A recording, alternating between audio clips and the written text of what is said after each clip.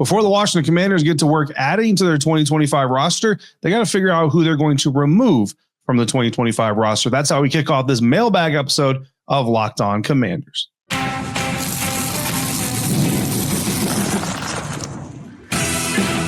You are Locked On Commanders, your daily podcast on the Washington Commanders.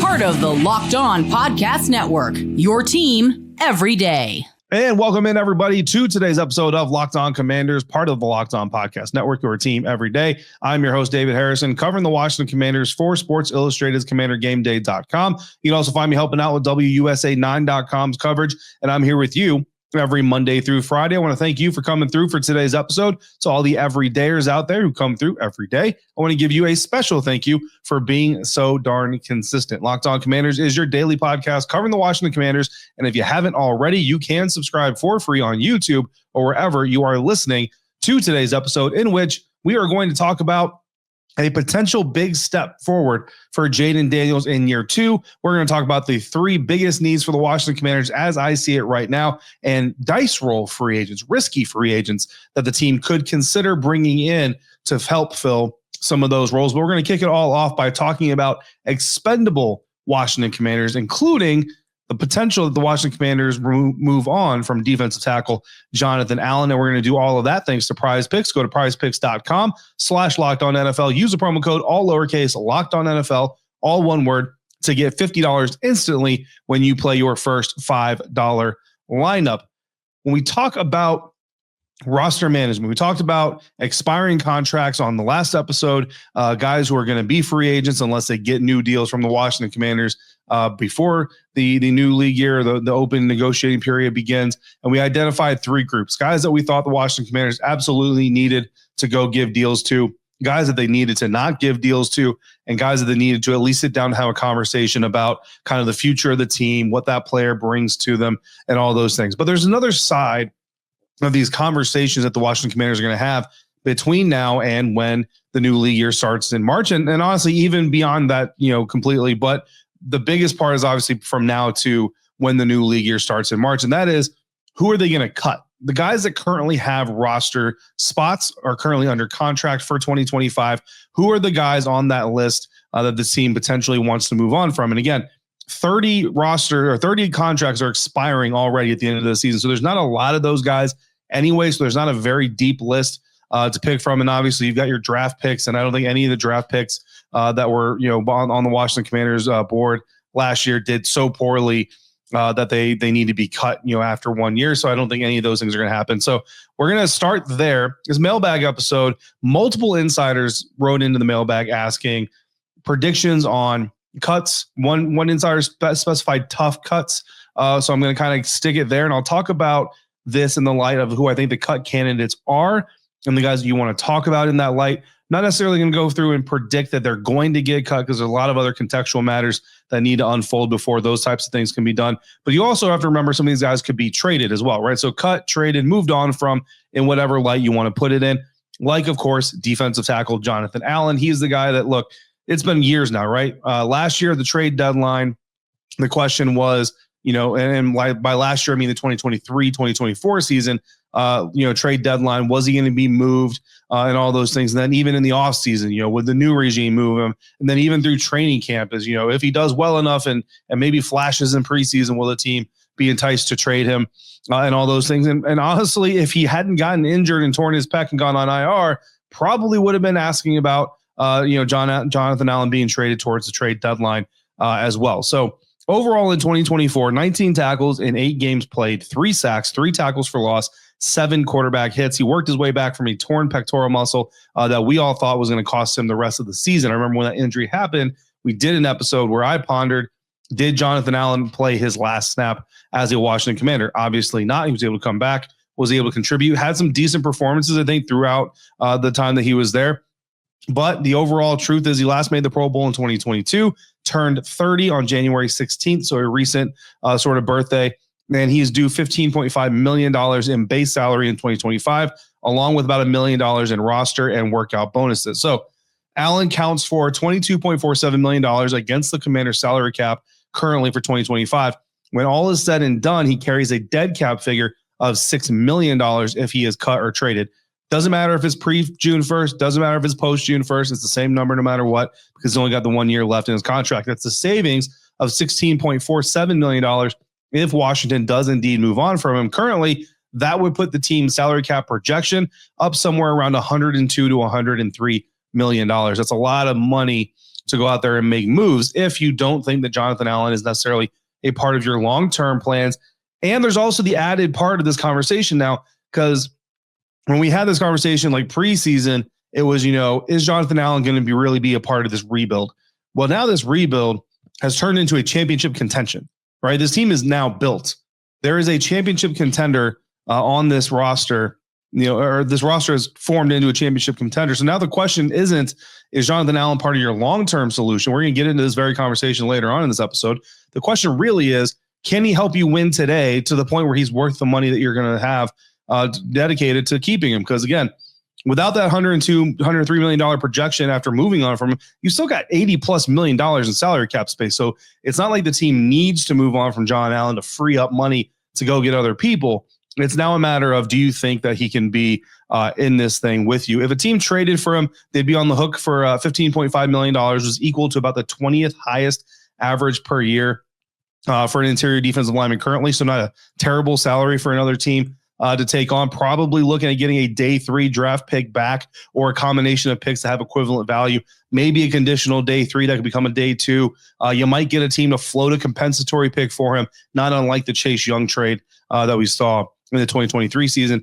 So that is obviously Jonathan Allen is going to be a guy that people talk about being a tough cut or trade candidate as we get through this offseason. I'll give you an offensive guy as well, just kind of even it out. Honestly, I don't have any offensive guys that I think are going to be cut or going to be traded.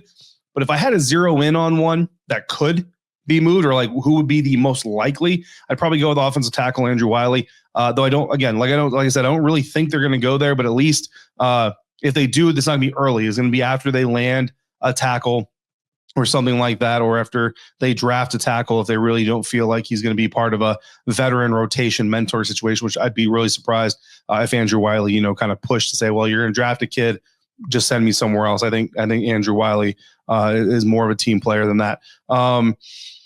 So that's kind of where we think. But, if you want to look at somebody, I think Wylie would probably be the guy. Played 14 games this season, third straight season playing in 14 or more for a team. Turns 31, I should say, in August. And that's really the biggest reason I think you kind of put him on here is, is there a better option out there? Can we upgrade the position? And if we do we need to keep him around to be the backup, or, do we let him go to go find another starting job potentially? He's only set to count for $10.4 million against salary cap. There is a cap savings of $7.75 million. Again, this team doesn't need the money.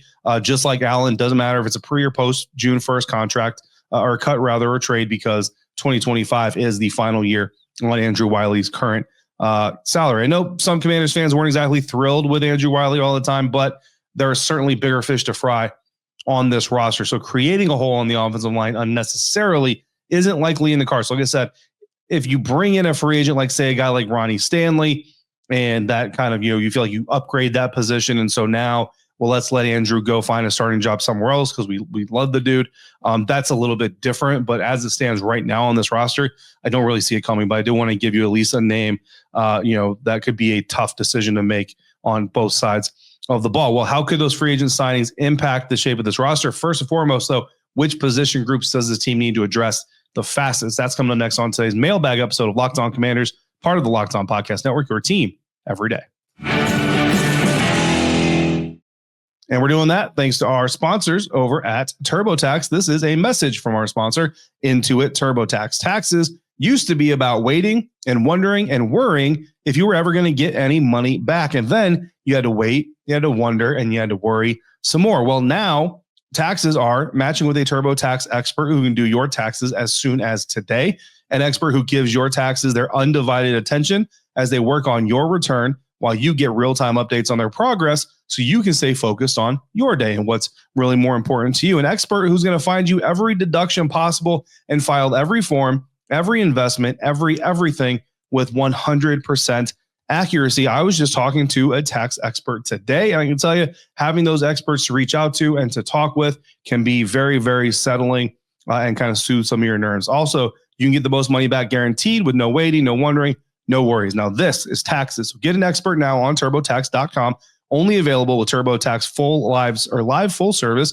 Real-time updates only in the iOS mobile app. See guarantee details at TurboTax.com/guarantees.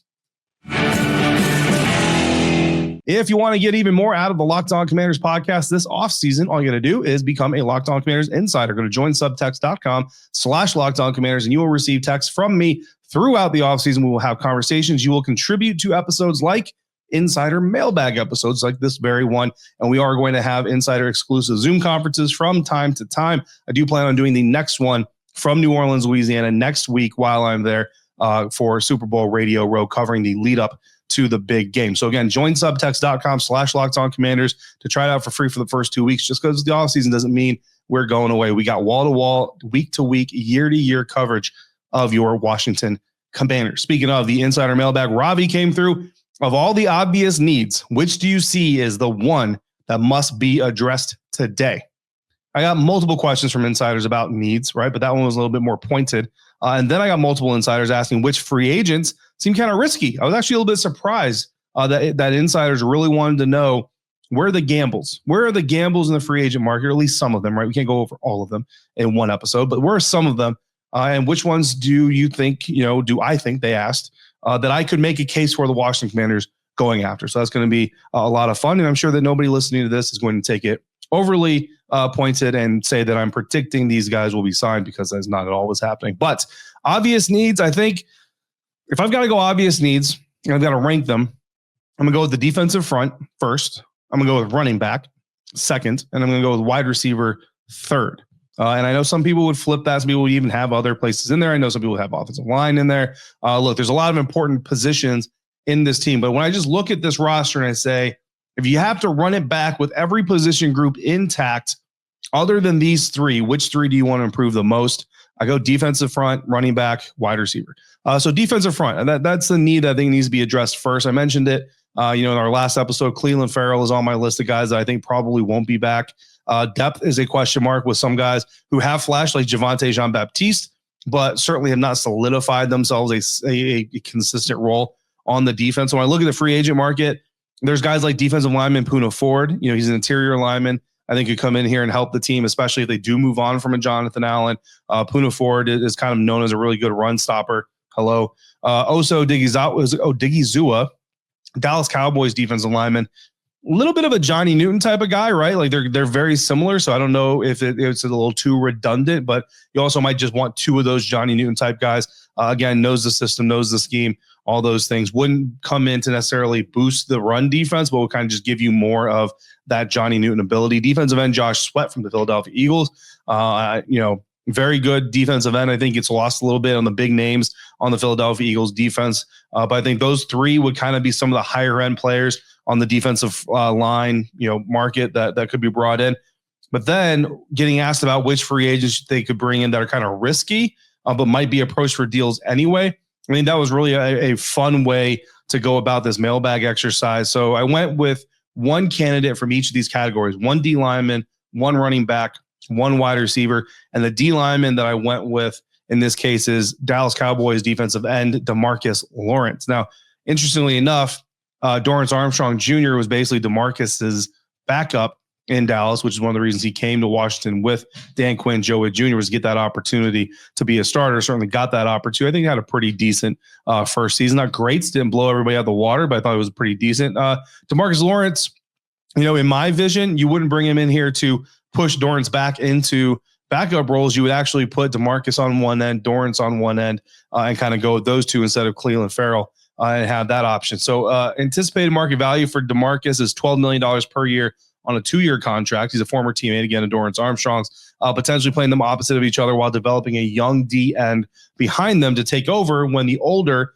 DeMarcus Lawrence needs to be taken over for whenever that becomes necessary. So again, it gives Adam Peters some optionality there. Doesn't force him into a first-round pick. Doesn't force him into reaching, things like that. But it also allows you the opportunity to go get a guy in the draft that you can develop behind him. And look, if you put him on a 1 or a 2-year deal with all the guarantees in the first year, if you need to roll the dice and say, hey, we're putting the rookie over you, sorry, dude, you can go ahead, try to move him, or you can just release him in the offseason and let him take another crack at it. So DeMarcus Lawrence, certainly, especially with the age, coming off an injury, all that stuff, there's some risk there involved.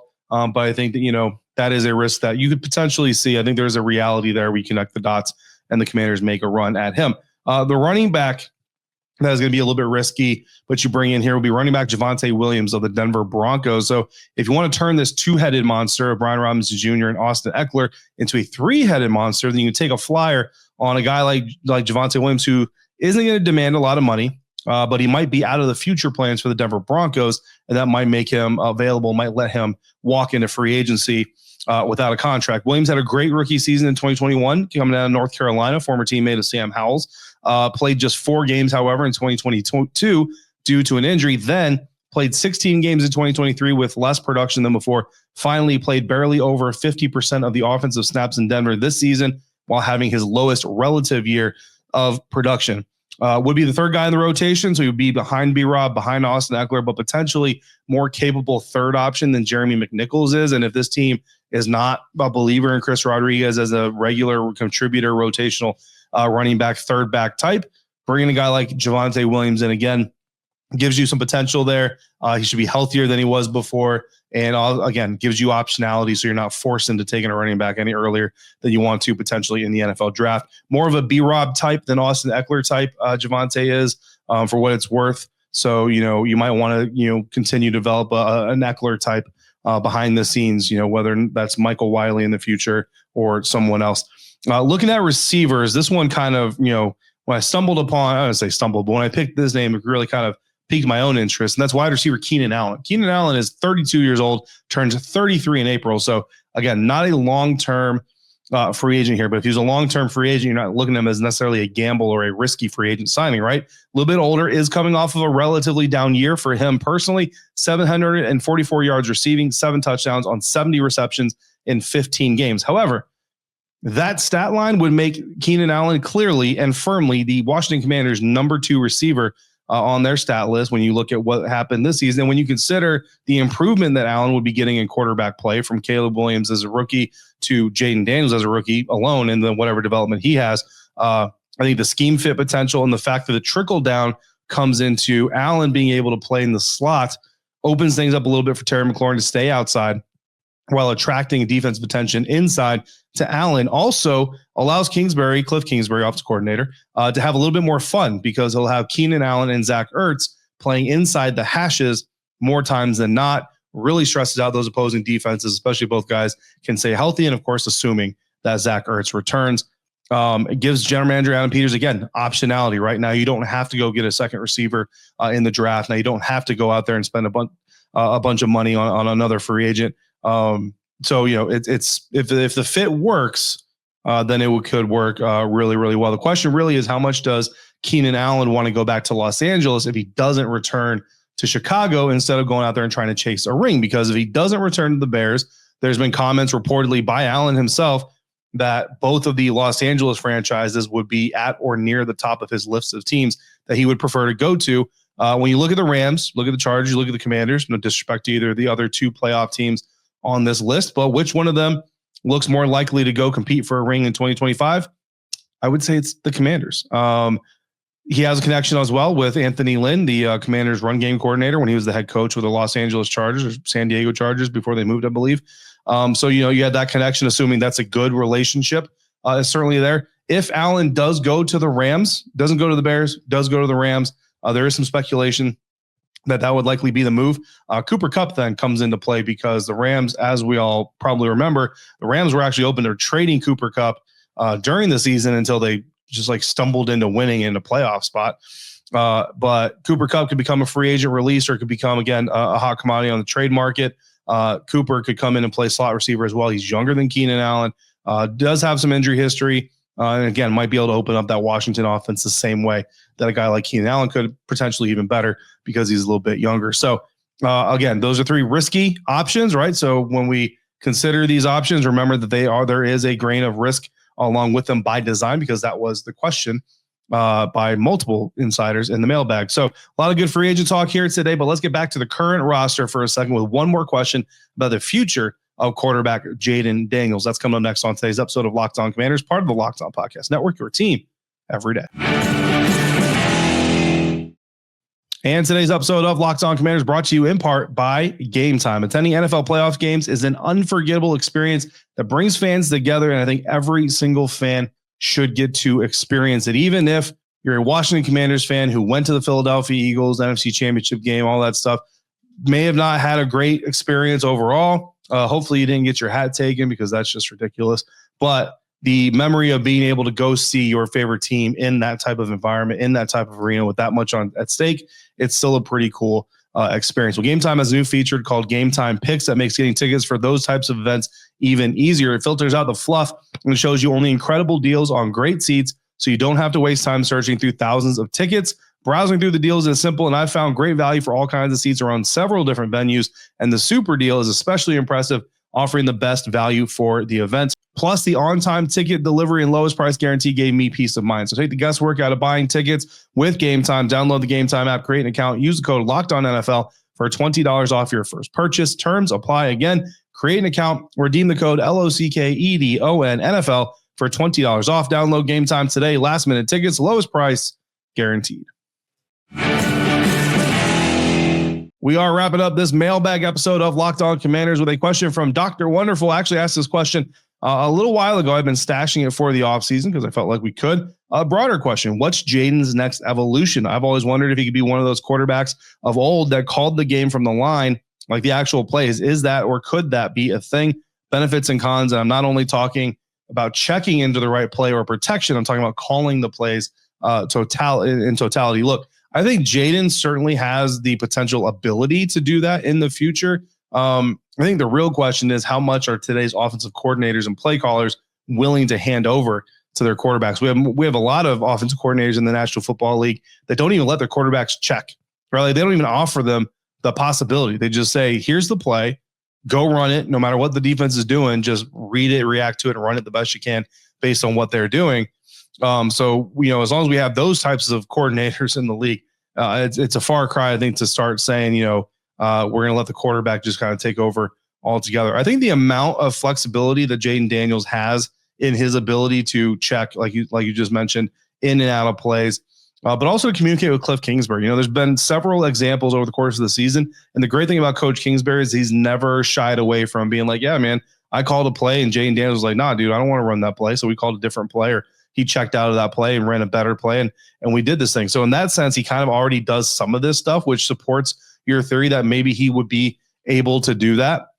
But I do think Cliff Kingsbury is going to want to still, have the headset, be the guy that ultimately says, okay, here's the play call that we're going to run, but he'll be open to those communications with Jayden. So while I think that, yes, is there a potential he could be that guy? Absolutely. But also, I think there's a coordinator, I'll say ego, it's their job, right? But a factor in there too. And also, it's a good idea to not have the guy that's trying to orchestrate the game plan in real time against a live opponent and be the guy who's right in the middle of things, right? It's always easier to see some of the flaws, some of the changes that need to be happening when you're further away from it a little bit.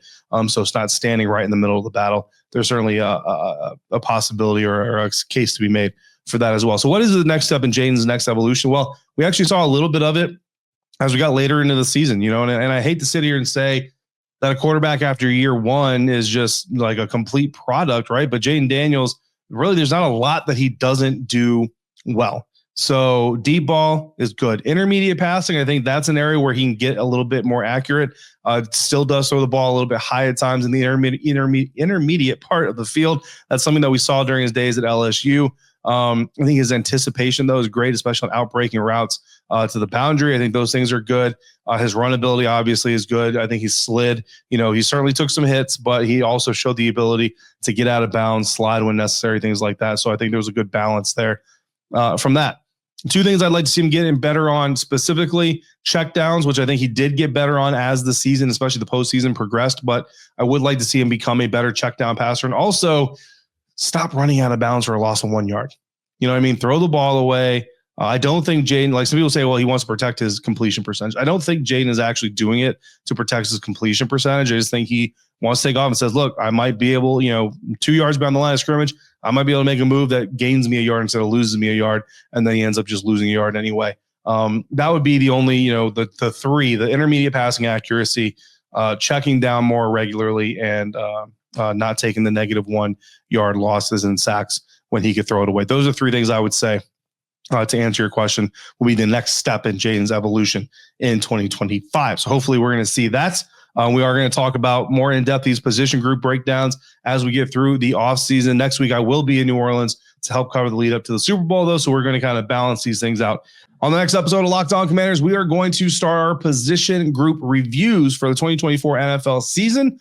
And we're going to start with the quarterback. So we'll talk about Jayden Daniels. We'll talk about Marcus Mariota, the shape of the roster, draft prospects, free agent ideas, and targets. And we will put it all together into about 20 to 27 minutes of good old-fashioned football talking fun. In the meantime, if you've got questions or comments, just text me directly. Becoming a Locked On Commanders insider, go to joinsubtext.com/LockedOnCommanders. Sign up for that today. For your next listen, check out the Locked On NFL podcast. It's all new format, and it's twice a day with Tyler Rowland and Tony Wiggins giving you all of the current NFL news, notes, and analysis. As always, thank you for making Locked On Commanders your first listen of the day, every day. Everydayers, thanks for coming through every day. Until we speak again, if you're out and about, please be safe, be kind, and I will see you right back here next time for another episode of Locked On Commanders, part of the Locked On Podcast Network, your team every day.